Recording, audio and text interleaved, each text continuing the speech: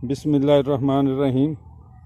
मुहम्मद सरफराज दोस्तों की खिदमत फिर हाज़र जनाब। भंबा भंबोरिया किन्ना क भार एक मुट्ठी चुक ला, दूजी तैयार जनाब। आ है सीडलैस का भाग है, ये नज़र आन दिया। ये लीफ माइनर का हमला भी हो गया। दिखा लेने हैं फुल। 4 या 5 दिन पहले इहदा जिहड़ा फल सी ना पिछला गर्मी वाला वो तोड़िया, नवे फल शुरू हो गए, फुल शुरू हो गए। बीका साधु ऐसा चाहिए जो दुखे दिखाए ना, फल पात को हाथ ना लगाए, रहे बगीचे माँ। हजूर मीरा भीख फरमा गया। अच्छा, ये पुराना फल टुटा तो नवा शुरू हो गया। सिर्फ नवा शुरू नहीं होया, देखो नाल नवा जिहड़ा है ना लिमू वो भी तैयार होना शुरू हो गया है। देखो ये सीडलैस दी जी पाकिस्तानी वैरायटी है। ना मलेशियन आ, ना सुडानी आ, ना ईरानी आ, ना अफगानी आ, ना आस्ट्रेलियन आ, ना अमेरिकन आ। बेहतरीन वैरायटी आ। और सब तो वड्डी इहदी खूबी ये है, कोई कंडा नहीं। और जिहड़े दोस्त अहबाब बागबान आ, काश्तकार आ, उन्हां अगे दरखास्त है कि चाइना दे नाल नाल हुण इहदी भी काश्त करन। एक सर्कल सारा साल तुरिया रहिंदा। आ चाइना नूं भी फुल निकलिया आ और उहदा भी सेम ही कहानी है।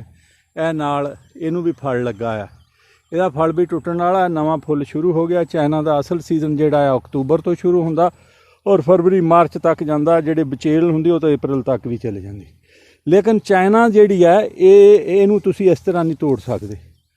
वो बनिस्बत इहदे जिहड़ा है ना सीडलैस, वो तोड़ना भी सौखा, पालना भी सौखा, तो जायका भी। अगर दोनों का कंपेयर किया जाए, चाइना नूं मैं जवाब नहीं दे सकता। पिछले 30 साल तो ये सानूं इनकम दे रहा, लेकिन यदा जायका जिहड़ा ना सीडलैस वह बेहतर है।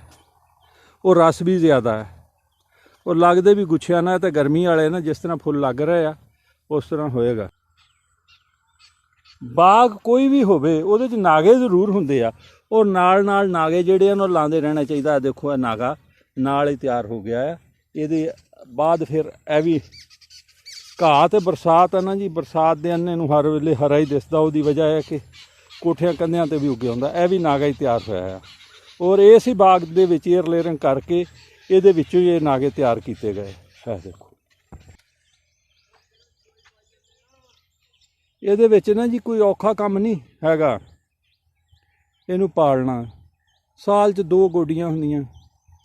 खाद है, ਇਹਨੂੰ लीफ माइनर आ जाए तो ਉਹਦੀ स्प्रे कर ਦਿਓ।